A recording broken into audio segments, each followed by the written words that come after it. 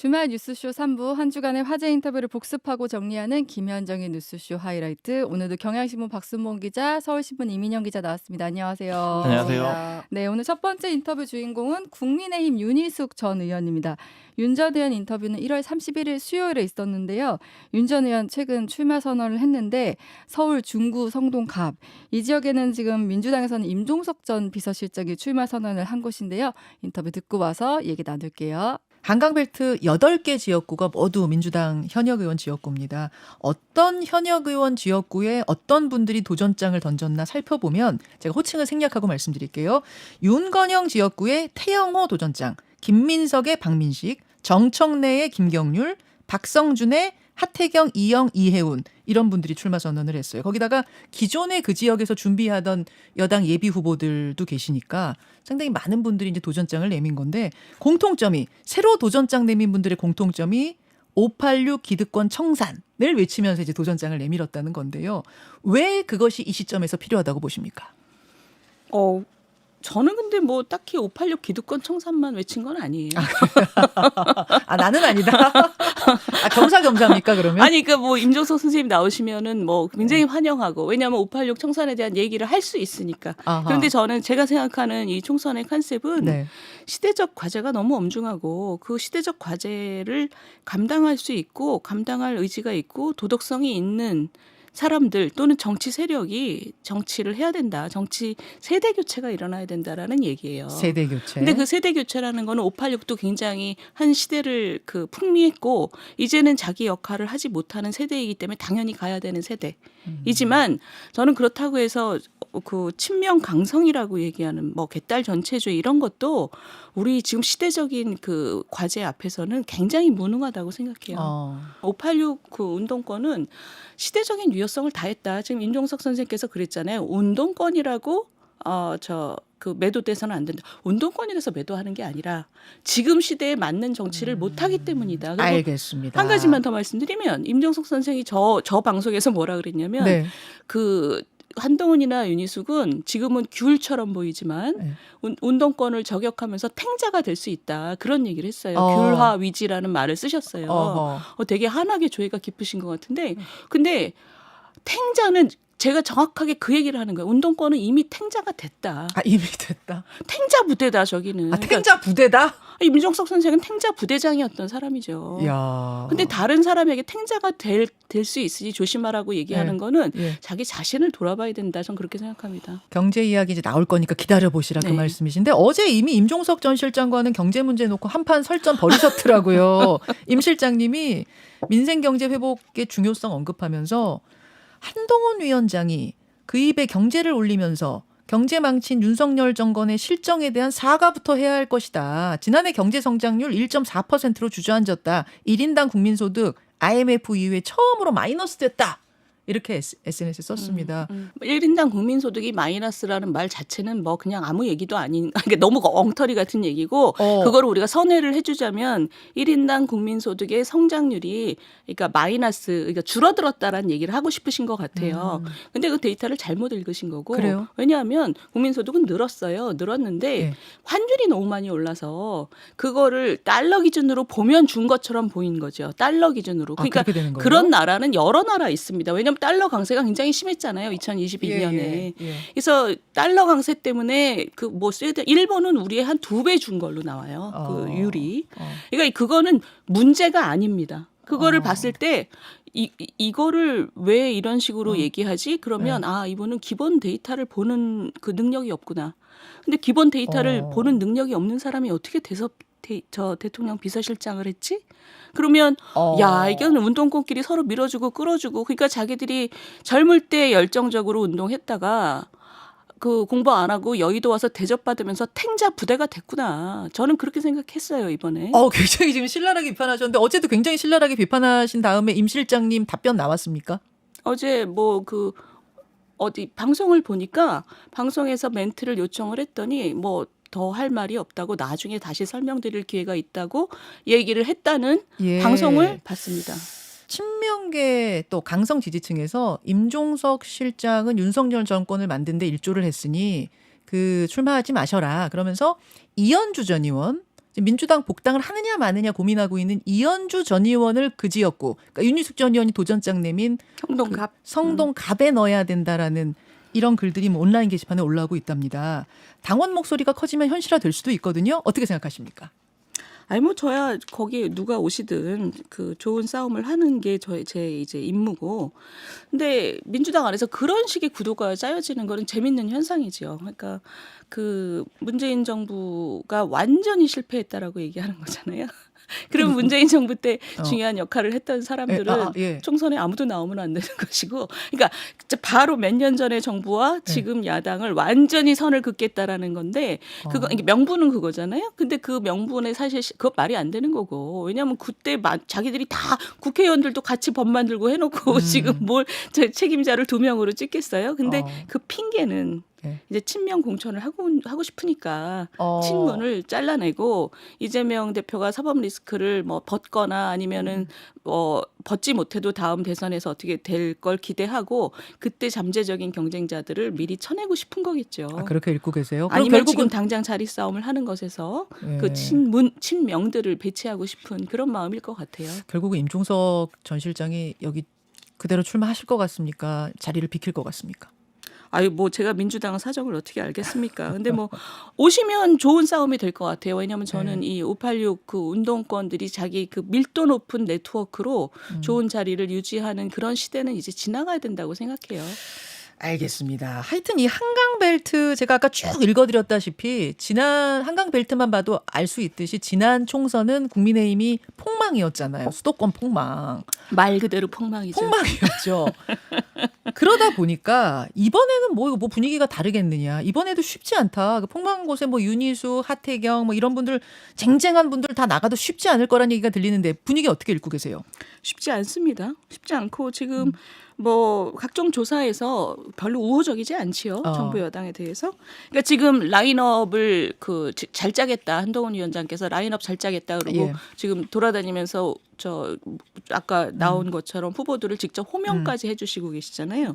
공천이 될지 안 될지도 모르는데. 그래서 사촌 논란도 있었잖아요. 그러니까. 진짜. 근데 그거를 본인은 굉장히 사력을 다하고 있는 것 같아요. 근데 그 라인업이 끝나면 이제 당의 모습을 정책으로 국민들한테 설득해야 되는 것이기 때문에 그 과정을 앞으로 70일 동안 어떻게 하느냐. 거기 달린 거죠. 현재로서는 매우 분위기 어렵죠. 안 좋아요?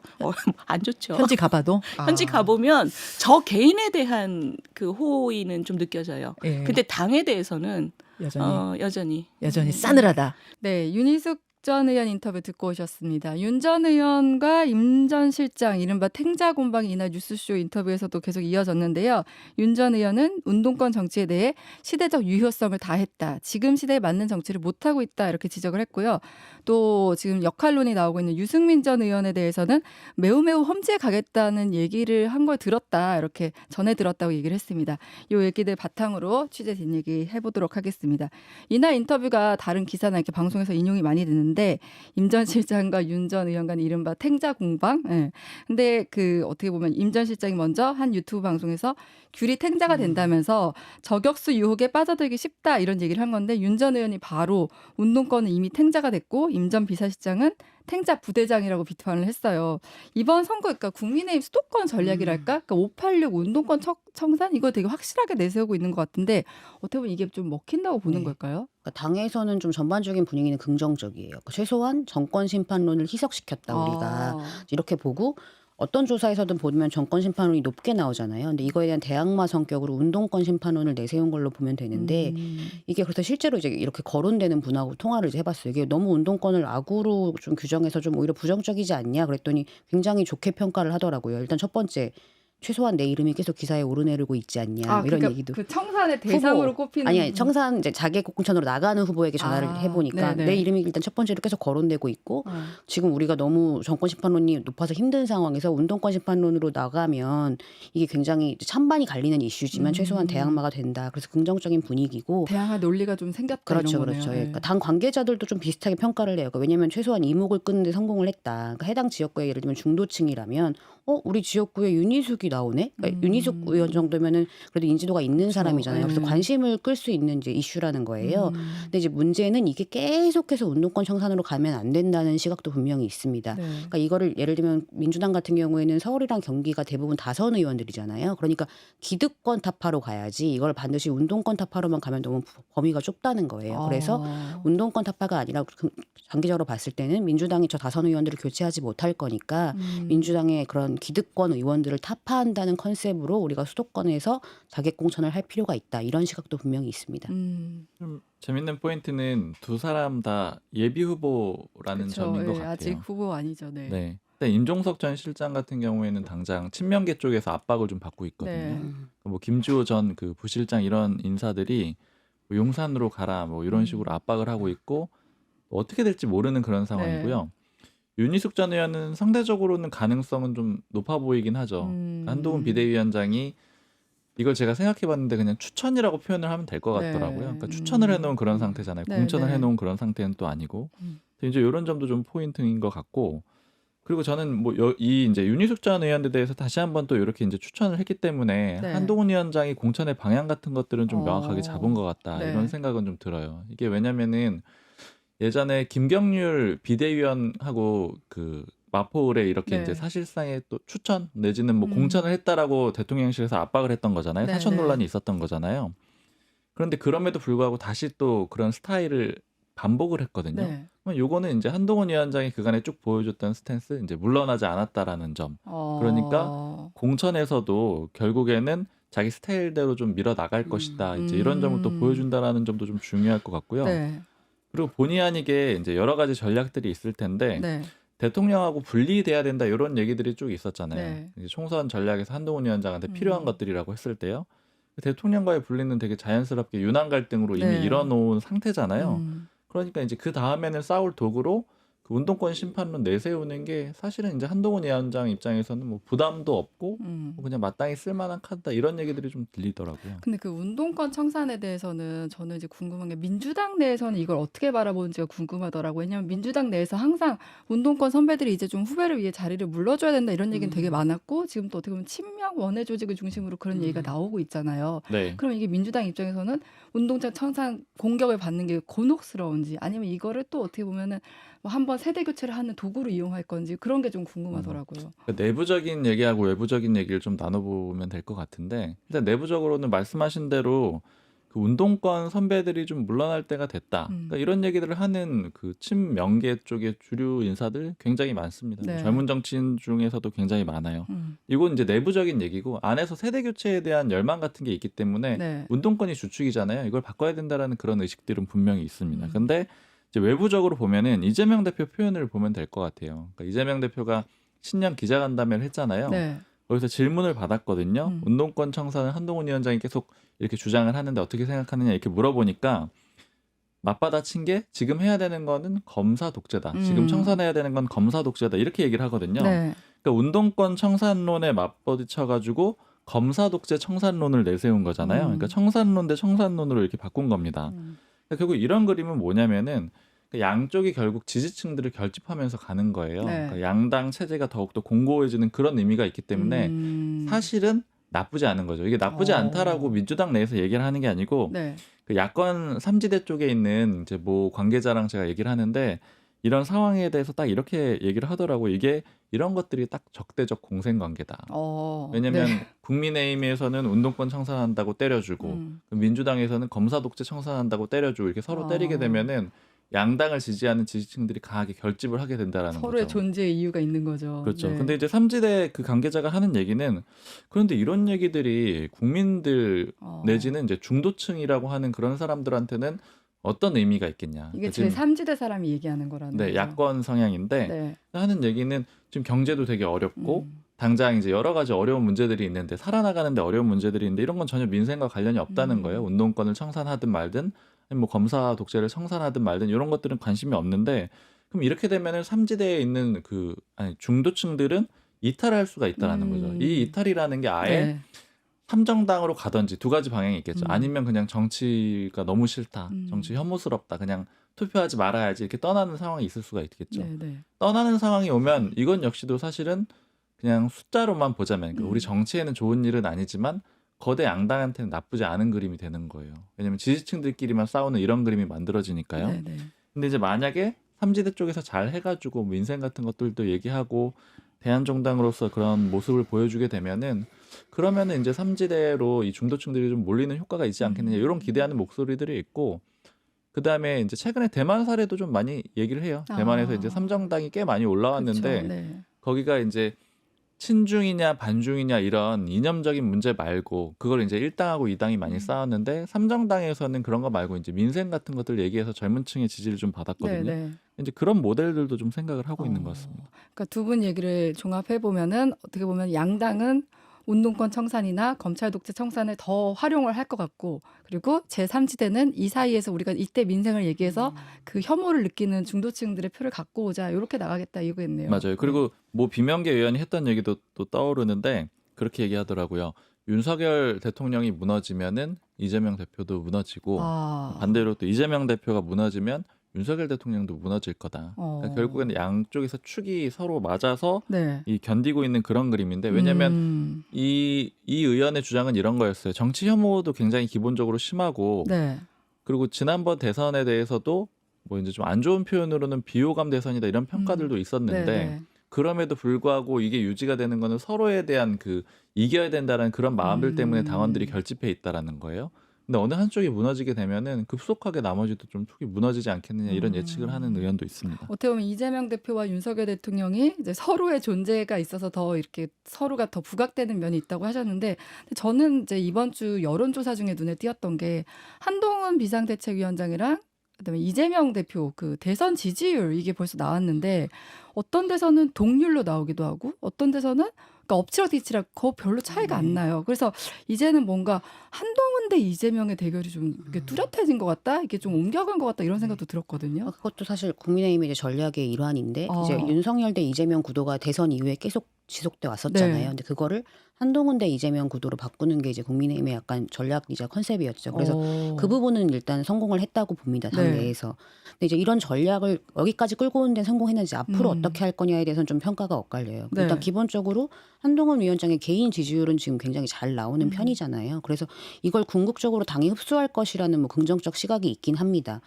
이게 뭐 지역을 가리지 않고 영남권 같은 경우에는 원래 국민의힘 텃밭이니까 한동훈 위원장 효과가 있을 거라고 하고 뭐 수도권이나 충청권 같은 경우에도 한동훈 위원장이 그래도 중도층에 어느 정도 소구하는 측면이 있어서 이게 궁극적으로 우리한테 올 것이다라는 시각이 있고 특히 대통령 지지율이 워낙 낮은 상태에서 그걸 이제 한동훈 위원장이 어느 정도는 상쇄를 해준다 뭐 이런 시각이 있어요.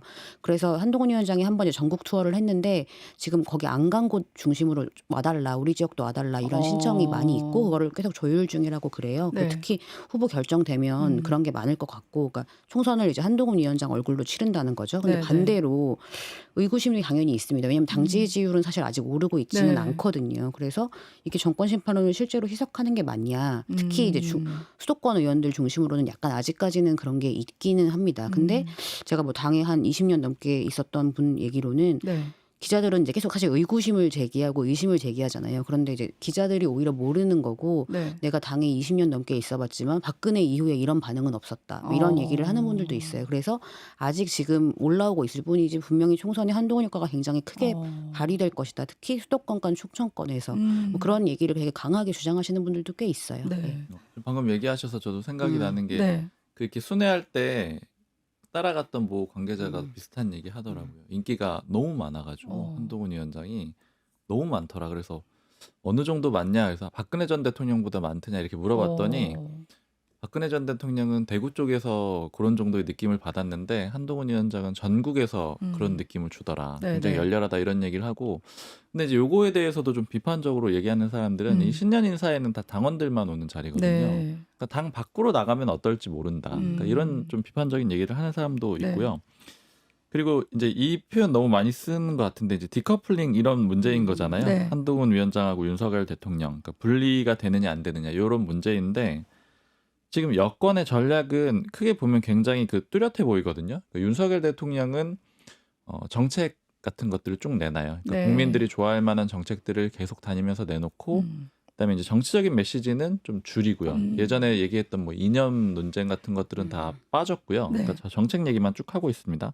그리고 한동훈 위원장이 나서가지고 뭐 혁신 공천 같은 거 주장을 하는 거고 운동권 청산을 주장하면서 이제 싸우는 거고. 그러니까 이렇게 되면은 한동훈 위원장이 얘기하는 여당 프리미엄을 최대한 활용을 하겠다라는 거고. 그럼 이제 이런 과정이 되는 거는 결국에는 민주당 입장에선 좀 부담스러운 네. 거예요. 이게 왜냐면은 예전에 옛날 표현으로 영수회담이라고 했잖아요. 대통령하고 당대표가 만나는 거. 그때 이 짝대기가 어떻게 갔었는지 생각해 보면은 서로의 원하는 걸 알 수 있거든요. 그러니까 이재명 대표는 항상 윤석열 대통령이랑 네, 만나려고 그랬죠. 했어요. 네. 윤석열 대통령이랑 대등한 그런 포지션을 원했던 거예요. 근데 또 김기현 대표 시절이긴 하지만 김기현 대표가 만나자고 하면 이재명 대표는 안 만났거든요. 그러니까 당대표 이 그림을 전혀 원하지 않는 거죠. 차라리 민주당 입장에선 이렇게 보면 다시 한번 그러니까 2차 대선이 되는 게 훨씬 나은 거죠. 근데 한동훈 위원장이 오게 되면서 당대표와 당대표가 맞붙는 이런 그림이 되는 거잖아요. 그러니까 이런 것이 좀 불리한 그림으로 보이는 거죠. 근데 이제 그런 것 때문에 이제 디커플링 그리고 수도권에서도 또 원래 국민의힘이 수도권에서 그렇게 반응이 좋지 않았는데 최근에 수도권에서도 반응이 좋다. 이것 때문인지 모르겠는데 뭐 윤희숙 전 의원도 중구 성동구가 출마한다고 했지만 이번 총선에서 성동구를 포함한 한강벨트가 굉장히 뜨겁다고 하잖아요. 이렇게 관심을 받은 적이 있었나 싶긴 한데 뭐 마포, 용산, 성동구 이렇게 포함이 되는 건데 지금 중구 성동구도 뜨겁잖아요. 하태경 의원의 이해훈 전 의원 또 이영 전 장관까지 왜 이렇게 이 지역에 이분들이 이렇게 몰리는 거예요? 그러니까 이게 어떻게 보면 좀 우픈 현실인데요. 그러니까 이게 쉽게 말하는 한강벨트가 서울에서 국민의힘이 그나마 해볼 만한 지역인 거예요. 그러니까 소득 수준이 상대적으로 높은 지역들. 네. 사실 국민의힘에서는 강남 3구를 빼고는 다 민주당 현역 의원이기 때문에 사실 험지거든요. 그리고 이제 그렇기 때문에 이제 한강벨트 말고는 기댈 곳이 없다. 이제 이런 거고 성동구 같은 경우에는 특히 이제 뭐 성수동의 고급 아파트 뭐 네. 이러면서 조금 분위기가 바뀌었다는 평가가 있고 네. 그러니까 얼마 전에 좀 누가 뼈 때리는 팩폭 같은 걸 하셨는데 이제 한강벨트는 보면 후보들이 다 최소 3-4명씩 있어요. 네. 근데 상대적으로 서울 외곽, 이제 경기도 근처인 뭐 관악, 금천, 뭐 노원, 도봉 이런 데는 후보들이 한 명만 있거나 없는 경우도 있거든요. 근데 여기에 이제 출마를 준비 중인 유종필 전 관악구청장이 네. 거기가 험지면 여기는 사지냐 막 이런 식으로 얘기를 하신 적이 있는데 네, 네. 이게 사실 되게 맞는 말이거든요. 그러니까 이게 결과적으로 국민의힘 현실이 그렇다. 그러니까 서울이 지금 기준으로 49석인데 국민의힘이 8석을 가지고 있는데 여기서 한 긍정적으로 보면 10석 정도 추가할 수 있다고 보고 있어요. 근데 그렇게 10석을 추가해도 18석이니까 사실 민주당에는 지는 거잖아요. 네. 그러니까 이게 현실이 한강벨트만 그나마 해볼만 하니까 우리가 흔히 아는 스타급 의원들이 거기로 몰리는 거죠. 예. 이게 좀 특이한 상황이라고 뭐 비운 게 그 국민의힘 인사가 얘기를 하더라고요. 그러니까 뭘 특이하다고 하냐면 영입한 인재를 험지로 보내고 측근들은 좋은 지역 주니까 이게 주목을 받는 거다 이렇게 얘기를 하는 거예요. 그러니까 영입 인재라고 뭐 다 통칭하긴 그렇지만 예를 네. 들어서 뭐 이수정 교수라던가 고동진 전 삼성전자 사장은 뭐 확정은 아직 안 된 것 같지만 또 수원 쪽 얘기들이 많이 나오고 있는 거잖아요. 네. 뭐 김경률 비대위원도 뭐 영입에 좀 그렇죠. 가까운 네. 그런 인사고. 그러니까 이런 사람들이 다 그 원래 국민의힘 의원이 아닌 현역 의원이 아닌 어려운 지역구 그것도 서울 수도권에 다 보내지는 거잖아요. 그래서 이제 주목을 받는 거예요. 왜냐면 이런 적은 없었던 거거든요. 영입한 사람들을 어려운 지역구에 집중적으로 배치를 하고 있는 그런 그림이기 때문에 주목을 많이 받는 거죠. 그럼 왜 그런 거예요? 그거 생각보다 특이하네요. 그러니까 결국에는 이게 이제 뭐 운동권 청산 이런 명분도 있는 거고 사실은 뭐 여러 가지 해석들만 있는 상태인데 이제 좋은 지역구는 어쨌든 그 친윤계 인사에게 주는 그런 몫이 아니냐 뭐 이런 해석도 있는 상황이에요. 근데 어쨌든 근데 그보다 조금 더 이제 중요한 거는 결국엔 이렇게 해가지고 한동훈 위원장이 계속 얘기하는 게 이기는 공천 뭐 이런 얘기를 네. 하잖아요. 실제 이길 수 있느냐 이 문제인 건데 민주당에서는 이 전략에 대해서 별로 걱정을 잘 안 해요. 왜냐하면 방금 말씀드린 대로 어려운 지역구를 지금 되게 화려하게 추천을 하고 있는 네. 그런 그림이잖아요. 뒤집어서 얘기하면 민주당 입장에서는 되게 상대적으로 어렵지 않은 지역구들이거든요. 근데 뭐 그 이재명 대표 측 관계자랑 얘기를 하는데 이렇게 얘기하더라고요. 처음에는 한동훈 위원장이 저렇게 나서가지고 논란에도 불구하고 누구를 추천하고 이런 네. 흐름으로 쭉 가게 되면은 언론의 스포트라이트는 처음엔 그렇죠. 받을 거다. 네. 근데 좀 지나고 나면은 여론조사를 돌리게 될 텐데 네. 거기서 예를 들어 두 자릿수 이렇게 차이가 나버리면은 그건 더 이상 격전지가 아니게 된다. 그러면 아무 의미가 없어지고 주목도 못 받을 거고 그 다음에 한동훈 위원장의 공천 성적표가 거기서 그대로 드러나게 되는 거다. 이렇게 얘기를 하거든요. 뭐 대략적으로 지금 지역구가 뭐 김경률 비대위원, 이수정 교수, 네. 원희룡 전 장관, 고동진 전 사장, 뭐 김현준 전 국세청장, 박문규 전 장관 뭐 이런 사람들이 쭉 네네. 있는데 여기만 해도 뭐 수원이 한 3-4개 되는 거고 그다음에 마포, 인천 계양을 이렇게 있는데 마포 의뢰에 대해서 민주당 내부의 평가는 15에서 20% 정도 포인트 정도 차이가 날 거라고 보고 네. 인천 계양을도 이재명 대표가 크게 이길 거라고 보고 있거든요. 그러니까 결과적으로 그러면 실제 성적표가 나오기도 전에 네. 본선도 가기 전에 힘이 빠질 거라는 게 민주당의 판단이에요. 그러니까 이제 이게 결과적으로 어떨지는 좀 더 물론 지켜봐야 되는데 서로 이렇게 입장차가 좀 큰 겁니다. 물론 이제 국민의힘에서는 가져올 수 있다라고 생각하니까 이런 파격 공천을 했을 거고요. 민주당에서 일단 시간 두고 지켜보면 알게 될 것이다 이런 태도인 것 같은데 그래서 이제 지금 어쨌든 수도권은 서울 같은 경우는 국민의힘에서도 뭐 이번에 한동훈 위원장 분위기 타서 해볼만하다 이러지만 경기는 또 얘기가 다른 것 같더라고요. 경기는 정말 좀 험지로 분류되는 것 같은데 그래서인지 이제 유승민 전 의원 역할론이 좀 나오는 것 같아요. 뭐 유승민 전 의원이 뭐 수원에 나갈 것이다 이런 얘기도 경기 남부를 지휘할 것이다 이런 얘기도 있는데 네. 그건 실제로 어때요? 그러니까 말씀하신 대로 경기도는 국민의힘에 물어봐도 거의 다 뭐 노답이다, 막 약간 어, 이런 정도로 얘기할 정도로 네. 굉장히 우려가 큰 상황인데 일단 유승민 전 의원이 이제 입장을 남겼잖아요. 그래서 잘 보면은 불출마하겠다고 한 건 아니고 네. 이제 공천 신청을 안 하겠다. 쉽게 말해서 당에 이제 공을 넘긴 거죠. 그래서 이걸 가지고 이제 여러 해석이 나오기는 하는데 일단 제가 여러 군데 확인을 해보면 아직 구체화된 건 확실히 없고 이제 아직 일단 개인 아이디어가 다양하게 나오는 상황인 것 같아요. 아, 뭐 얘기가 구체적으로 오가고 이런 건 아니고요. 근데 네. 이제 일각에서는 뭐 당 지도부가 유승민 전 의원이랑 좀 접촉을 해서 뭐 의견 교환하는 게 아니냐 이런 얘기도 있었는데 아직까지는 그런 상황은 아닌 것 같고 네. 이게 이제 문제는 유 전 의원이 뭔가 반윤의 상징 같은 그러니까 윤석열 대통령한테 좀 쓴소리를 많이 했잖아요. 네. 그래서 이걸 과연 지도부가 좀 품을 수 있겠냐는 시각이 분명히 있습니다. 그러니까 대부분의 주류의 생각은 그래요. 네. 왜냐하면 주류는 아직까지 친윤이기 때문에 그리고 반대로 또 윤한 충돌이 최근에 봉합이 됐는데 혹시 이제 섣불리 한동훈 위원장이 유승민 전 의원을 뭔가 품는 모양새가 되면 그게 또 다른 분란이 될 수 있다. 당에 혹시나 작은 갈등이나 파동을 이제 불러일으킬 수 있다. 네. 이런 시각이 있습니다. 그래서 조금 여러 가지 고민을 하고 있는 것 같고요.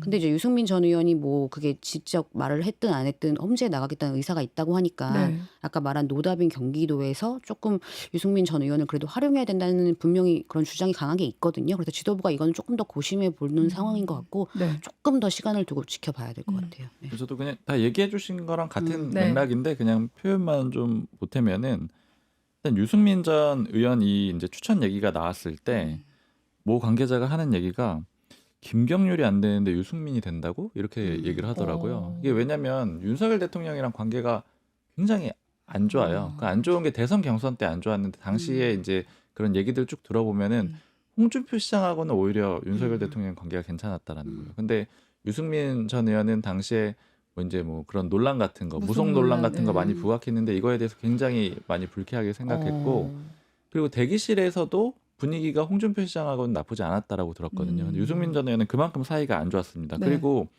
포지션들도 보면은 4명의 당시에 대선 경선 후보가 있었던 거잖아요. 윤 대통령 포함해가지고 원희룡 전 장관, 그다음에 홍준표 시장, 유승민 전 의원 이렇게 있었던 건데 3명의 포지션이 윤 대통령 빼고 대선 끝난 다음에 포지션이 다 달라요. 네. 홍준표 시장은 대구로 내려갔죠.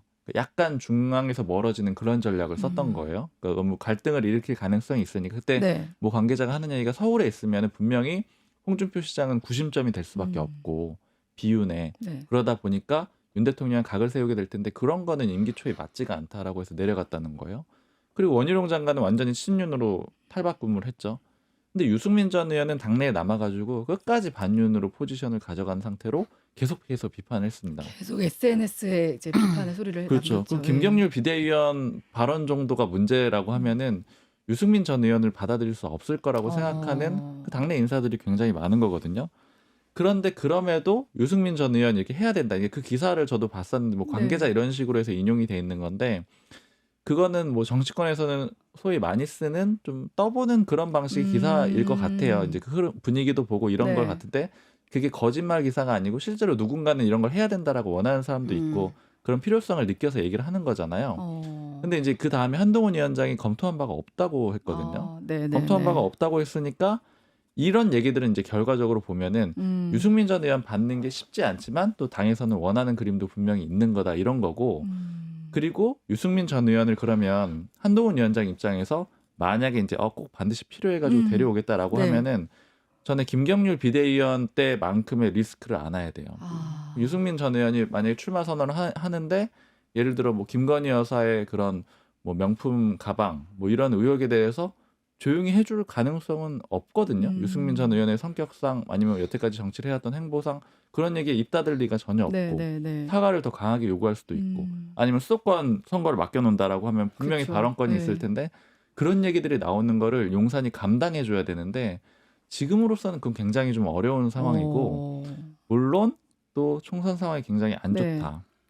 이렇게 판단을 해가지고 조금 더 중도층이나 뭐 수도권 민심이 더 강하게 필요하다라고 하면은 한동훈 위원장이 아주 뭐 극단적인 네. 선택으로 내놓을 수는 있겠지만 지금으로서는 얘기들을 쭉 들어봤을 때는 쉽지는 않을 것 같아요. 갈등의 그 양상이 훨씬 더 그 김경률 비대위원 때보다 더 클 가능성이 있습니다.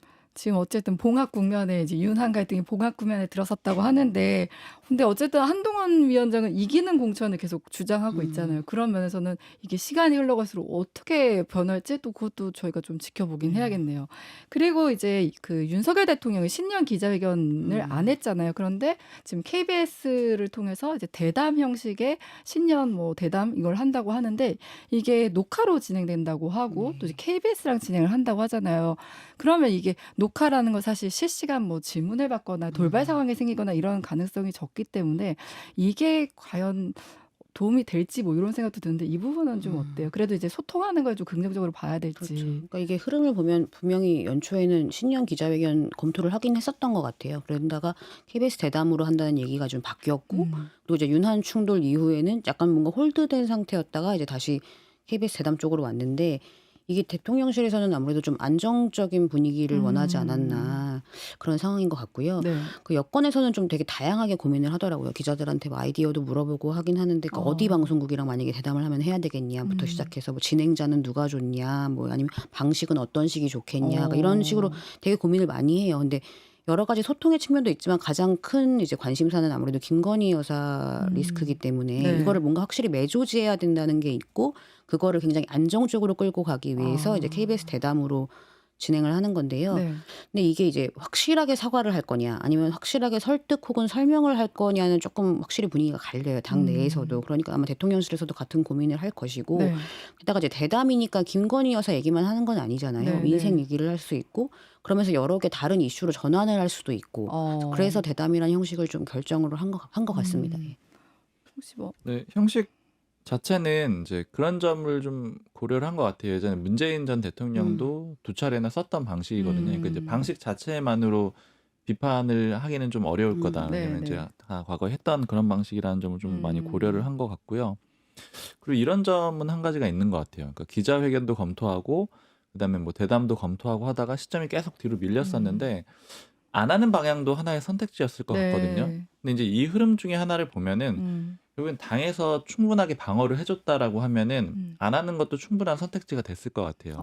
근데 이제 그간의 그 논란이나 네. 그 논란 끝에 한동훈 위원장이 물러서지 않았잖아요. 그리고 제가 기억나는 거는 박정화 수석 대변인의 표현인데 이제 공은 대통령실로 넘어갔다라는 네, 취지로 네. 그런 식으로 당시에 브리핑을 했었거든요. 그러니까 그런 표현들을 보면 결국에는 이 문제를 이제 더 이상 당에서는 처리해주지 않는 상황이 된 거죠. 그러니까 대통령실에서 어떤 방식으로든 처리를 해야 되는 거예요. 만약에 이걸 다시 당으로 돌려보낸다라고 하면은 다시 한번 불편한 상황을 맞을 수도 있는 거잖아요. 네. 왜냐하면 지금 겨우겨우 꼭 눌러놓은 상태죠. 김경일 비대위원도 얘기를 안 하고 이렇게 눌러놓은 상태인데 결국 이제 이거는 용산에서 처리를 할 수밖에 없는 그런 처지에 놓였다라는 점도 뭐 하나 주목을 해볼 수 있을 것 같아요. 네, 여기서 잠깐 쉬었다 올게요. 주말 뉴스쇼 3부 함께하고 계십니다. 이제 두 번째 인터뷰 주인공 만나볼 텐데요. 두 번째 인터뷰 주인공은 유인태 전 국회 사무총장입니다. 민주당 원로인 유 전 총장은 이재명 대표가 선거제도를 정하지 못한 데 대해서 굉장히 세게 비판을 했는데요. 어떤 내용인지 듣고 와서 얘기 나눌게요. 이재명 대표의 어제 기자회견 화면 보기 전에 우선 한마디로 총평을 좀 주신다면? 제일 궁금해하는 그 선거제에 대해서 그것도 자기 그렇게 7번씩이나 약속을 한 거에 대해서 난 저렇게 그 미적거리는 것 자체가 그게 그 신뢰의 문제 아니에요. 그러니까 그렇게 했으면 저건 사실 좌고우면할 사안이 아니잖아요. 선거제도. 그러니까 연동형 제도를 네. 위성 정당 없이 실시하겠다고 대선 공약했던 거 저 네. 공약 정도 했으면은 좌고우면하면 안 된다. 공약을 한 번도 한 게 아니고 대선 후보부터 해서 그 민주당 의원총회에서 추인까지 받고 그걸 가지고 이제 또 그 이럴까 저럴까 자꾸 눈앞에 그 소위 소탐 대실 할 확률이 큰데 하여튼 진짜 저거 대하는 태도를 보면 근데 뭐 자꾸 전당원 투표 뭐 운운하던데 예. 원래 전당원 투표 간다는 게 제일 불길한 거예요. 최악으로 그동안 전당원 투표라는 걸 예. 그 흔히 뭐 당권은 뭐 당원에게 있고 하는 사람들이 예. 대개 원래 히틀러가 국민만 보고 간다고 그랬어요. 아, 그 히틀러 말이에요? 국민만 보고 가는 거가? 그러니까 그게 독재가 항상 하는 소리가 국민만 보고 가고 이 대의제를 무시하고 예. 이게 당원 투표해가지고 그 못된 짓은 다 전당원 투표해가지고 했잖아요, 민주당이. 아, 근데 국민만 보고 간다는 말 자체는 죄가 아니잖아요. 그건 좋은 말이고 또 당원들의 그러니까 뜻을 받든다는 게 민주적으로 보일 수도 있는 건 아닌가요? 이용하죠, 그렇게. 지가 당원 투표라는 걸 가지고 위성정당 아마 만든 것도 그 당원 투표하지 않았나요? 같은 되게 천벌받을 짓은 전부 당원 투표를 해가지고 하더라고요. 천벌받을 짓이라고까지 보세요. 이번에 이 공약을 뒤집는 부분이. 그러면 이건 더 하죠. 그러고 앞으로만 이번에 이거를 또 뒤집으면 이제 무신분립이라고 그러잖아요. 이재명 대표는 지난번에도 불체포 특권 포기하겠다고 자발적으로 대표 연설에서 해놓고 또 부결 호소했잖아요.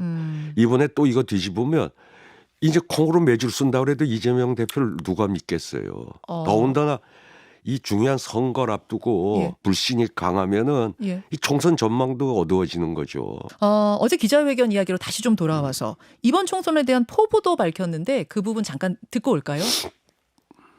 목표는 일당이 되는 것이고 최대로 목표치를 올린다면 151석을 하는 것이다. 현재 민주당이 164석이죠. 근데 그보다는 좀 낮게 잡았지만 그래도 151석이면은 이게 과반 이상 가져가는 큰 승리입니다. 지금 판세로 보면 어떻게 151석 민주당 가능할까요? 딱 오늘 시점으로만 놓고 보면은 네. 국민의힘 쪽이 조금 유리하다고 봐요. 저는 총선 전망이. 지금 민주당 원로가 나오셨는데 국민의힘이 유리하다고 하실 줄 몰랐어요. 저쪽은 차별화에 성공했잖아요. 차별화요? 어떤 차별화? 윤한 차별화에. 윤석열 대통령으로부터 민주당이 오로지 믿었던 건 윤석열 그리고 영부인 두 사람만 있으면은 이건 무슨 아무리 개판을 쳐도 이번 총선은 이긴다 이제 이랬잖아요. 근데 저쪽에 비대위원장이 들었잖아요. 차별화 대들었어요. 차별화하는데 성공을 어느 정도 했잖아요. 이쪽은 정치권에 처음 들어오면 흠이 별로 없어 보이잖아요. 근데 그동안 따박따박 말됐구나 잘했고 이제 국무위원답지 않은 그게 신선하게 비쳤는데 저 신선함이 이제 여러 가지 이렇게 실수가 나면 나오면은 저는 지금의 이미지는 아닐 거라고 보여지는데 이 시점까지는 한동훈 비대위원장이 점수를 많이 땄죠. 윤석열 아바타다. 이게 이제 민주당이 처음 한동훈 위원장한테 어떤 명명했던 것인데 거기선 벗어났다고 보시는 거예요. 그렇죠. 예. 일단 비명계 의원과 비명계 당직자 이런 사람들이 대거 나갔어요. 제3지대로. 그렇게 되자 친명 대 친문 갈등이 심화되고 있는 분위기입니다. 이제 상징적인 인물이 임종석 전 비서실장인데 친문 대 친명 갈등 거기에도 도화선이 된 게 이현주 전 의원 복당 문제입니다. 이재명 대표가 직접 전화를 해서 이현주 전 의원한테 복당을 권했다는 거예요. 물론 어제 정성호 의원이 내가 먼저 이재명 대표한테 이현주 전 의원 추천을 했다. 그래서 전화를 걸게 된 거다. 이렇게 해명했습니다만 어쨌든 이재명 대표가 동의를 했으니까 전화를 한 거겠죠. 19대 의원도 같이 했었고 이현주 예. 의원은 그 민주당으로 2번 당선된 거 아니에요, 광명에서. 예. 그러더니 어느 날 저쪽에 가가지고 그러니까 이 자기가 몸담았던 민주당에 대해 침을 뱉어도 나가서 문재인 문바들의 패권 그것뿐만이 아니라 아주 태극기 부대 앞장선 의원처럼 처신을 했어요. 한번 그 당시에 다 기록이 있을 거니까 나가서 마이크 잡고 얘기를 한 게 그래가지고 그 황교안 대표도 굉장히 아주 대접을 꽤 했었어요. 그래 뭐 이제 광명에서 2번 민주당으로 대놓고 그 부산에 그 당으로 나가서 떨어졌지만, 근데 윤석열 정부가 들어오니까 네. 그래도 좀 말되는 소리를 해서 이제 원래 저 자당에서 쓴소리하면 좀 뜨니까 좀 방송에서 떴는데, 네. 그것도 이준석 대표하고 뭐 같이 이렇게 북 콘서트도 같이 네. 한다 그래서 조금 그 사람이 좀 돼 가나 보다 이제 혼자 이렇게 봤더니 다시 일로 온다는 걸 보고 LA 속으로 딱 그 소리밖에 안 나오더라고요. LR 소리가 나왔습니까? 어떻게 일로 온다는 소리를 해요 지금? 근데 거기서 지금 빅텐트가 안 만들어지고 중텐트 2개로 약간 굳어가는 분위기란 말입니다. 어떻게 내다보세요? 뭐 굳어간다고까지 볼 아닌가요? 건 아니고 아, 다들 처음 해보는 실험이니까 예. 우선 뭐 이준석 그 대표도 네. 저쪽에서 이제 잘못된 공천에 좀 반발하고 나오는 사람들을 좀 받아서 좀 몸집을 불리려고 하잖아요. 네. 지금까지는 서로 상당히 우호적이에요. 이 적대적 공생 관계에 있는 양당제를 좀 척결하자고 하는 공통의 목표가 있으니까. 그렇죠. 그러고 그러려고 그러면 좀 덩치가 우리도 커야 한번 대항해 보니까 그러자고 하는데 서로 이렇게 몸집을 불리는 과정에서 예. 미리 합치는 것보다는 좀 그 후에 상황을 보자는 게 다들 이게 처음 해보는 예. 일이 돼가지고 그렇죠. 완전히 뭐 저는 이렇게 빅텐트가 끝났다도 아니고 꼭 된다고 볼 수도 없고, 그 대통령 선거에서 뭐 DJP 연합 같은 건 연합 정치였으니까 그렇죠. 되는데 이걸 당을 이건 같이 한다는 게 합당이니까. 어떻게 보면 이준석이가 더 떴잖아요. 예, 더 주역이 돼 버렸잖아요 이제. 예. 그래 거기 뭐 이제 그 뒷방 늙은이처럼 가서 거기 참여하면은 이제는 뒷방 늙은이가 돼. 이 젊은 사람들이 그 뭐 천하 용인이 앞면에 서니까. 이게 주연급이 되는 예, 거고 예. 뭐 그러느니 본인도 아직은 한 번 더 내 시대가 완전히 갔다고 생각은 안 할 터이니까. 물론이죠. 그러면 이번에 거기 한번 남아서 그 뭐 옛날에 그 억울하게 쓴 그 배신자 누명? 이것도 한번 좀 벗고 뭐 그런 계기로 한번 삼아보고 싶은 생각은 있었겠죠. 그거야 뭐 본인의 그 결단인 거니까 뭐 누가 이래라 저래라 할 문제는 아닌 그렇죠, 거죠. 그렇죠. 유승민 전 의원의 생각이 있었겠죠. 그래서 예. 어쨌든 이제 잔류를 결정했습니다. 거기까지만 우리가 아는 거예요. 예. 그 다음은 몰라요. 다만 이제 한동훈 비대위원장이나 이 총선을 치르는 지도부의 생각은 어떨까인데, 유승민 전 의원 생각과는 별개로 지도부는 지금 유승민 전 의원을 보면서 뭔가 활용하고 싶지 않을까요? 그러겠죠. 그렇죠. 근데 이제 아니야 하여간에 총선을 바라보는 관점이나 이거는 하여튼 용산하고 한동훈하고는 다 다를 수밖에 없어요. 같을 수가 없잖아요. 그렇죠. 거기서는 저 미워서 저거 안 받았으면, 그러니까 그 경기도 맞아요. 나온다고 할 때도 그랬는데 김은혜 이제 후보로. 지금은 반용산일수록 다 중도 확장에 도움이 되는 거니까. 예. 네, 유인태 전 국회 사무총장 인터뷰 듣고 오셨습니다. 유 전 총장은 인터뷰에서 민주당이 아직 선거제도를 정하지 못한 건 이건 신뢰의 문제다 이렇게 비판을 했고요. 좌고우면 하는 것 자체가 징그럽다 아주 거칠게 표현을 했습니다. 그리고 총선에서도 국민의힘이 또 유리하다 이렇게 내다보기도 했고요. 최근 개파 간 갈등 양상으로 나타나는 이현주 전 의원 복당 문제에 대해서는 이 왔다 갔다 했던 전력들을 언급하면서 부정적으로 얘기를 했습니다. 이 내용 바탕으로 얘기를 나눠볼 건데요. 뭐 유인태 전 사무총장도 비판을 했지만 민주당 선거제 놓고 갈팡질팡, 그러니까 왜 이렇게 주저하는 건가? 한동훈 위원장도 이 부분에 대해서 좀 세게 비판을 했잖아요. 어떻게 보면 이용하는 면도 있는 것 네. 같은데 왜 이렇게 좀 입장을 정하지 못하는 걸까요? 지도부 쪽의 인사한테 이 문제를 물어보니까 이제 좀 하는 얘기는 뭐냐면 안팎으로 굉장히 어려워서 동시에 조율을 해야 되는 문제라는 거예요. 그러니까 안팎이라는 게 네. 여당, 그다음에 당 내부 이렇게 두 가지를 얘기를 하는 건데, 일단 바깥쪽으로 보면은 이렇게 표현하더라고요. 이 표현 그냥 그대로 전해드리면은 국민의힘이 자신들을 공격하고 이제 괴롭히는데 이 선거제 방식에 초점이 있다라는 거예요. 국민의힘의 입장은 네. 뭐냐면 이렇게 얘기를 해요. 병립형으로 회기를 한다라고 하면은 왜 약속 안 지키냐, 그쵸. 왜 회기하느냐 이렇게 비판을 할 거고, 유지한다고 하면은 또 위성정당 또 만들 거냐 이렇게 비판을 할 거라는 거예요. 그러니까 어느 쪽을 하든 간에 이건 민주당으로서는 어려운 지점이기 때문에 국민의힘은 이걸 계속 공격을 할 거고 그래서 국민의힘과의 이 조율도 잘 해내야 된다. 그러니까 이런 비판에 잘 살아남아야 된다. 이런 네. 얘기를 하고 그리고 당 내부로 보면은 탈당의 명분이 될 수 있다라고 봐요. 그러니까 병립형으로 회귀를 하게 된다라고 네. 하면 혹은 유지를 했는데 위성 정당을 만들어야 되는 그런 상황이 오게 되면은 이거에 대해서 되게 비판적인 의원들이 많잖아요. 그럼 비명계 의원들이 탈당을 할 수 있는 그런 가능성이 되기 때문에 네. 그 명분을 주지 않아야 된다 이렇게 보는 거죠. 그래서 이제 요게 이제 주류의 시각이고 그다음에 이제 좀 비주류 쪽 인사도 그런 얘기를 하더라고요. 이게 지도부로서는 결국 계속해서 뒤로 미루는 이유가 이걸 빨리 하게 되면은 그러면 그만큼 또 탈당의 명분을 주기 때문에 걱정이 되니까 시점이 뒤로 밀리는 거라는 네, 거예요. 네. 삼지대 또 야권 인사가 하는 얘기는 뭐냐면 그렇게 밀어가지고 경선까지 가게 되면 탈당을 못 하지 않느냐. 왜냐면 이제 경선에 참여를 하게 되면은 거기서 떨어지게 되면은 네, 네. 후보로 못 나오거든요. 탈당을 해서 다른 정당을 가더라도요. 네, 네, 네. 그러니까 뒤로 밀어지면은 그 부담은 좀 줄어들게 되는 거죠. 어. 뭐 이런 이제 복잡하게 서로 뭐 다르게 보는데 결과적으로 어쨌든 이 탈당하는 당을 이탈하는 이런 것들을 막아야 되는 주류 입장에서는 그런 중요한 문제 중에 하나인 거예요. 그러니까 결국 이 두 가지를 다 조율하다 보니까 쉽지 않고 그다음에 시점이 또 뒤로 밀리고 이런 네. 흐름이 한 가지가 있는 겁니다.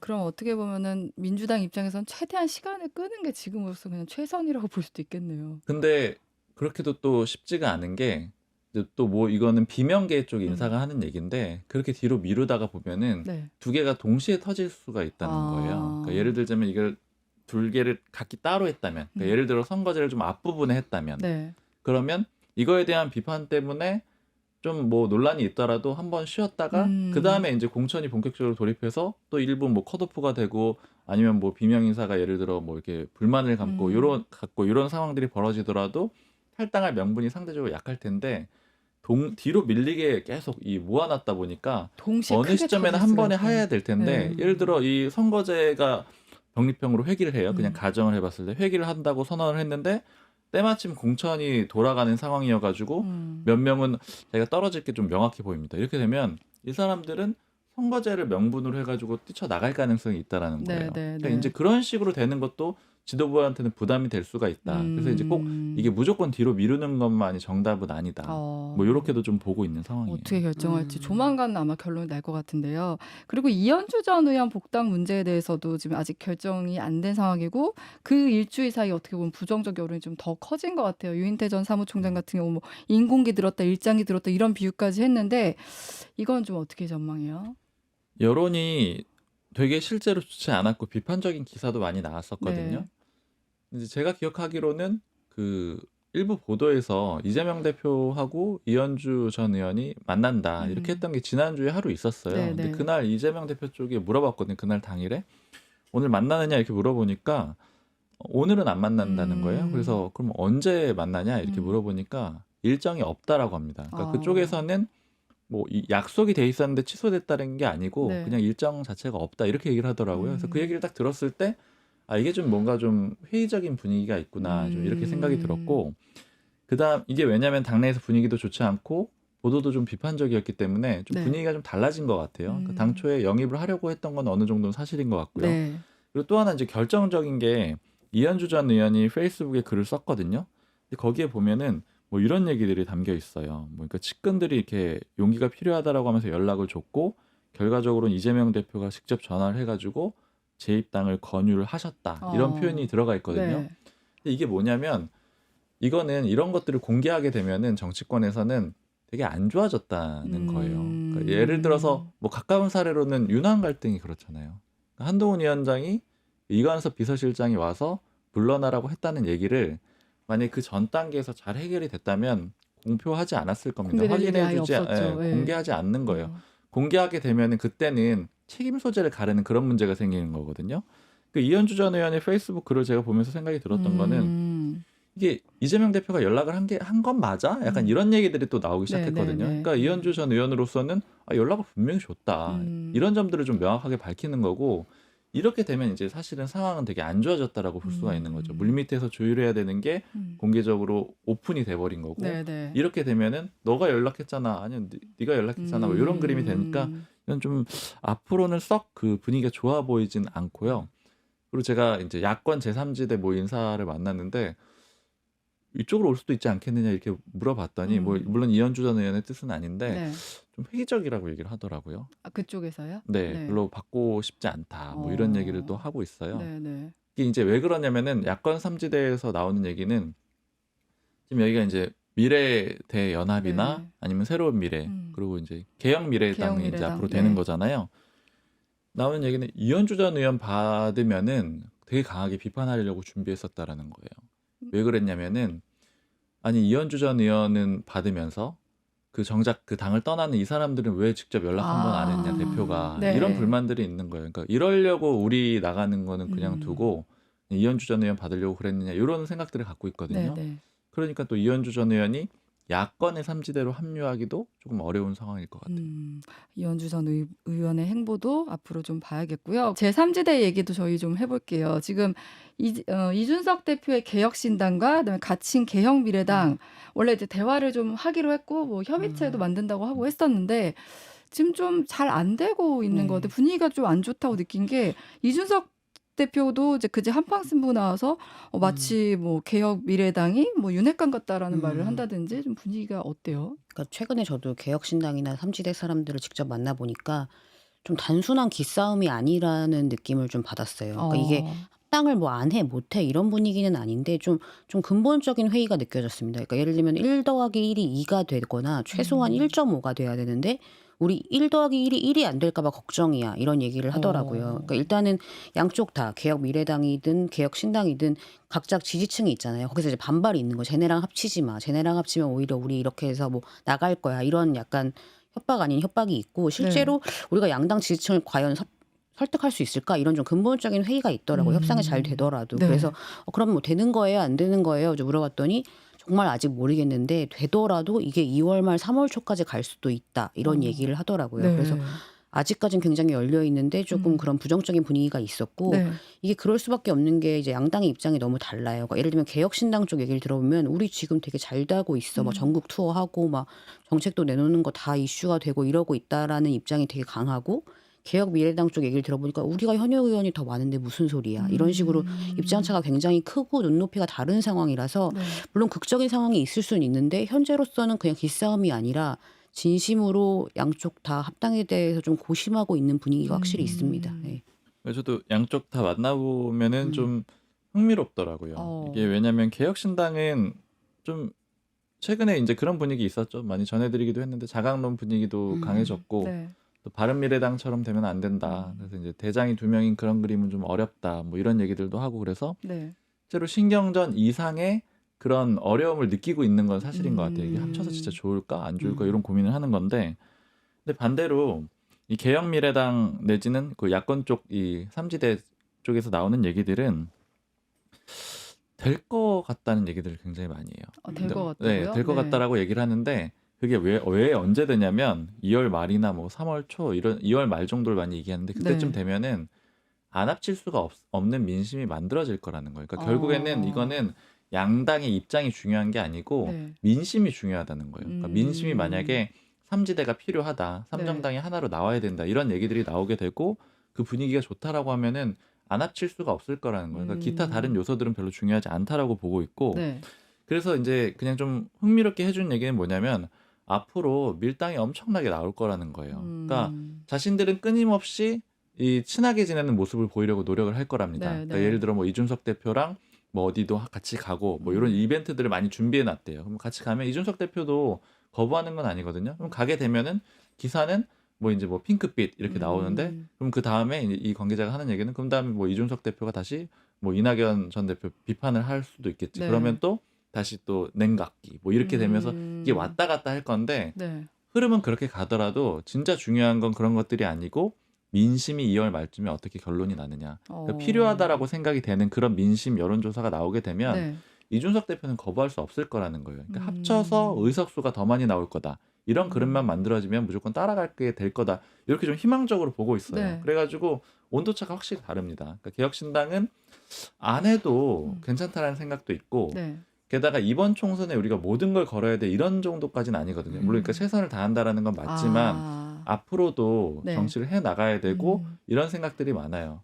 근데 그렇기 때문에 급하지 않다라는 생각들도 갖고 있는 거거든요. 그렇지만 또 이제 반대쪽에서는 충분히 될 거다 이렇게 또 서로 온도가 다릅니다. 그리고 전 또 궁금한 게 이제 그 실제로 이제 공천 국면에 들어가면 좀 탈락한 의원들이 각 당에 합류할 수 있다. 그렇게 되면 둘 다 몸집이 커지면 또 더 합쳐지기 어려운 거 아닌가 이런 생각도 들긴 하던데. 그게 이제 서로 생각들이 그것도 역시 좀 다른 것 같은데 개혁신당은 충분히 의원들을 확보할 수 있다라고 지금 생각을 하고 있어요. 네. 그러니까 오히려 또 별로 급하지 않은 그런 모습이 또 있는 음. 겁니다. 근데 이제 민주당 같은 경우에는 그게 좀 쉽지 않을 거다 이렇게 보고 있고 특히 이거는 이제 여권 좀 주류 쪽에서 제가 들은 얘기인데 네. 국민의힘 의원들은 별로 걱정을 안 한다는 거예요. 그 무슨 얘기냐면 국민의힘 의원들이 빠져나가지고 개혁신당이 들어갔다. 네. 그래서 이 사람들이 예를 들어 당선이 됐다. 음. 나중에 총선 끝나고 데려오는 건 너무 쉽다는 거예요. 그러니까 이준석 대표 빼고요. 네. 왜냐면은 어차피 그렇게 당선이 됐다고 하더라도 조금의 인센티브만 주면은 돌아올 수밖에 없는 거고 구조적으로 같이 할 수밖에 없다라는 거죠. 그러니까 이제 요런 점들도 좀 이낙연 대표 이낙연 대표가 아니죠. 그 야권 쪽의 신당 쪽에서는 보고 있는 거죠. 정치는 정말 알다가도 모르겠다 이런 생각이 듭니다. 네, 오늘은 여기까지 할게요. 오늘도 두 분 나와주셔서 감사합니다. 지금까지 경향신문 박순분 기자, 서울신문 이민영 기자였습니다. 고맙습니다. 감사합니다. 고맙습니다.